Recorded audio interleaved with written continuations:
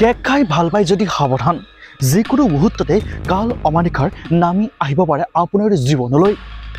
এইগৰাকী 10 বছৰীয়া কণমানি ছোৱালীলৈ মন কৰক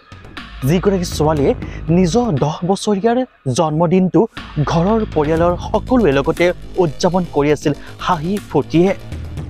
কোনেও হয়তো ভবাই নাছিল জন্মদিনৰ দিনাৰ কটা কেকটোৱে যে তাইৰ জীৱনৰ শেষ দিন হ'ব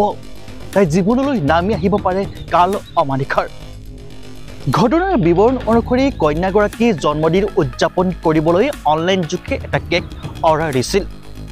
কেকটো কাটি সকলোকে অলপ দিয়াৰ পাছতে নিজে অলপ বেছিকৈ খাইছিল কোনেনো জানিছিল যে সেই কেকটো হৈ পৰিব পয়জন খাদ্যৰ প্ৰয়োজন হৈ অলপ সময় পাছতেই মৃত্যু সাৱটিলে কণমানিগৰাকীয়ে মাক দেউতাক লগতে বাইকগৰাকীও যথেষ্ট অসুস্থ হৈ মেডিকেলত এতিয়াও চিকিৎসাধীন হৈ আছে সঁচাকৈ সাৱধান কেক খোৱাৰ আগত আপুনিও সাৱধান হওক সেই কেকটোত আপোনাৰ হয়তো হৈ যাব পাৰে পয়জন ব্যুৰ ৰিপৰ্ট